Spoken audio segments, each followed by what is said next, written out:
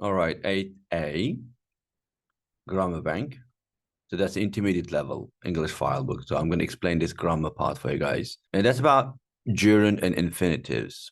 So when you look at this page has got two parts, right? Half of it is explanation and half of it is exercise for that.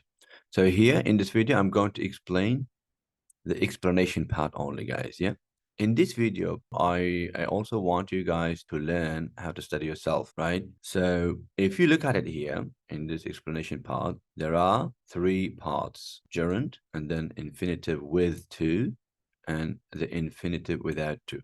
So if you understand these three sections well, then we end up understanding the whole part. Okay, simple as that. So we're going to start with the gerund. Now we're going to look at the gerund part, guys. If you look at the gerund part, also, that is divided into two parts, right? So we have got the examples, three examples, 1, 2, 3. And then if you look at it here, we got three explanations, okay? So what is gerund? Gerund, as you can see, verb plus ing. Verb plus ing. So that is gerund, guys. For example here, working is gerund. Smoking is gerund. Looking for is gerund. Shopping is gerund. Why? Because we are adding ing to verb or infinitive, right? Okay. Now I'm going to add more a little bit here. So gerund is a verb, takes the ing, but it acts like a noun, guys. So gerund acts like a noun. It does the function of noun. Or in other words, it answers the question of what. Okay. For example, I'm not very good at what. You see, usually work is a verb. It should show the action, right? I mean, work can be verb and noun, but here, like work, the root is verb, but here working is not verb now anymore because it is answering the question of what. Katie's given up what? Smoking. You see, guys. So gerund is noun. I mean, it's not a proper noun. The beginning, the original, the root of it is verb. It's taking the ing and doing the job of noun. Okay. Now we use gerund here. We use gerund in three ways. The first one, after prepositions and phrasal verbs. After prepositions and phrasal verbs. Yes. For example, here, look, at is preposition, and then up is a preposition. Right? Give up. Give up is a phrasal verb. I mean, there was no need to add phrasal verb here. Why? Because any phrasal verb is made up of what? Verb and preposition. Any phrasal verb is made up of, verb and preposition. Okay.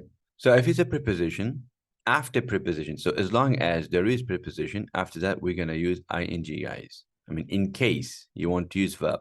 I mean, after preposition, I'm not saying we must all the time use verb, but in case you want to use a verb after preposition, that verb has to come with ing. Okay, that's the point of number one. All right. Now, number two, we can use gerund as the subject of a sentence. Subject is the noun that comes before verb, right? For example, can be. Can be is verb. So what can be depressing? Look, what can be depressing? Looking for can be depressing. Looking for a job can be depressing. So here, looking for is gerund and is coming as the subject of the sentence. Or shopping is. So is verb, and the noun before verb is subject. Shopping is. So what is my favorite thing? Shopping is my favorite thing. So shopping is subject. So number two is done. So gerund can come as the subject of a sentence. And the last point, number three, after some verbs. Yeah, point three relates to something called verb patterns. Verb patterns. What does it mean? In English language, sometimes we use two verbs together. Two verbs together. So when we do that, the first verb, some verbs, yeah, some of the verbs, the first one, they decide the second verb to join them through verb plus ing combination. You see, verb plus ing. So the verb plus ing, that's gerund. Like I hate going. I don't mind eating, for example, right? So the common verbs here. Now this is our job to memorize them or to learn them, common ones, right? Here, admit, avoid, deny, dislike, enjoy, feel like. So if you don't know the meaning of any of them, you can look it up in the dictionary. Mind, miss, practice, prefer, recommend, spend time, stop, right? Suggest, and some phrasal verbs. Phrasal verbs we discussed, like as long as there is preposition, it will be ing after that. So these highlighted verbs, I've just done it for you. After them, you're gonna use verb that has to come in gerund form. Like he admitted stealing money. He avoids debating with people. He denied taking the money. And so on. Dislike, feel like I don't feel like going out tonight. We don't say like I don't feel like go out or I don't feel like to go out. We don't say that. It's wrong, according to this grammar, guys. Right? And then the last point, the negative. If I want to make negative with gerund, I'm just going to use not before verb ing. Not verb ing. What does it mean? Like going, not going. Eating, not eating. Playing, not playing. Working, not working. Smoking, not smoking. Negative. All right. Now we have got these three verbs, guys. Like, love, hate. In American English, like, love, hate. After them, I can use to plus infinitive. Like, I like to play football. In British English, we say, I like playing football. I love to eat ice cream. I love eating ice cream. I hate to go out on Monday. I hate going out on Monday. So in American English, as you can see, infinitive with to. And also it's becoming more common in British English too. So I like to listen to music. That's also fine. So now like, love, hate, we can use two forms. If I want, I can use ing after them, which is the right way or the original way. But nowadays it's becoming common to use to plus infinitive after that. But there's a rule actually. We use like, love, hate, to plus infinitive when we talk about specific situations, specific things, specific activities. But if I want to talk about general ideas, like I like fishing, I like dancing, but I don't like to fish in the winter. You see, I don't like to fish. I'm going specific. When I go specific, after like, love, hate, I use to plus infinitive. That's a deep explanation. Usually we teach it in the level 5. That's it. Now we're going to move to this section 2. As you can see, the infinitive with to. That means like 2 plus infinitive. 2 plus infinitive. Infinitive with to, it means 2 plus infinitive. And where is it? Here is it. To find, to buy, look at that. To drive. And a negative one, not to make. Look at that. Okay. Point number 1, after adjectives, we use infinitive with to, or 2 plus infinitive, after adjectives. Easy is adjective. Look at that. Easy. Easy is adjective, guys. My flat is very easy to find. Or I'm happy to meet you. I'm sorry to hear that. Like happy, sorry, they are adjectives. So like to meet, to hear. As you can see, that's 2 plus infinitive. Right. Number 2, we use to plus infinitive for reason or purpose, like why you are doing something. Like Liam is saving money. Why? So she is saving money to buy a new car. See, to buy. Why do we go to supermarket? We go to supermarket to buy groceries. Why do we go to the pharmacy? We go to the pharmacy to buy medicine. Why do we go to the butchers? We go to the butchers to buy meat. Example. Number 3, after some verbs. After some verbs. So there are verbs like want, need, learn, which I'm going to show you in a minute. We use to plus infinitive after that, guys. So plus to plus infinitive. And like here, common verbs that we use with gerund. We got some verbs that we use with to plus infinitive, which is here. Here you go. Common verbs. See, guys?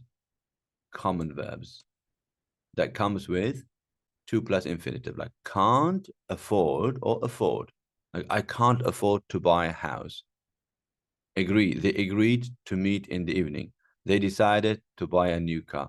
I expect to pass the exam. I forgot to close the door. I helped to pass the exam or pass the exam. So to help is I have to stop here. After help, I can use two forms. If I want, I can use infinitive only or infinitive with two. Okay. So he helped me pass the exam, or he helped me to pass the exam. So I'm just going to write it here.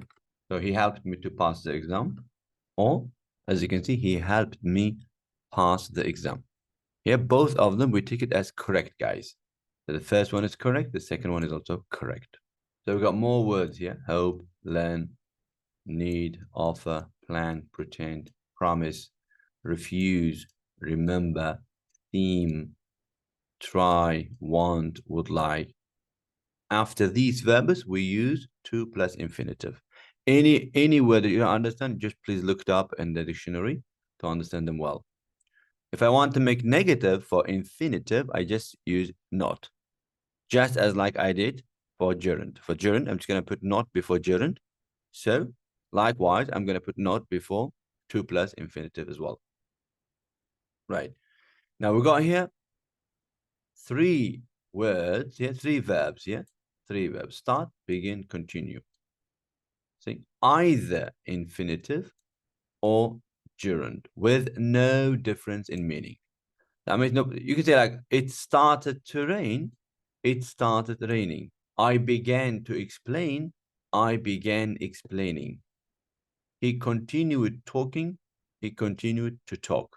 No problem at all. We can use 2 formats without any difference. So these verbs I'm talking about, the highlighted ones, right? We can use in any tense we want. We can use at any tense we want, like present simple, present continuous, past simple, whatever, present perfect. But the verb that comes after them, they have to follow the rules. For example, here, I can say he admit, or he admitted, or he will admit. After that, verb ing. He agreed, or he will agree. He decided, or he will decide. He is expecting, present continuous. We can use, or we can, formulate in many tenses, any tense I want, but after them, I must use always 2 plus infinitive. Coming next verb, it doesn't matter which tense we use, it has to follow the same pattern, 2 plus infinitive, guys. Right.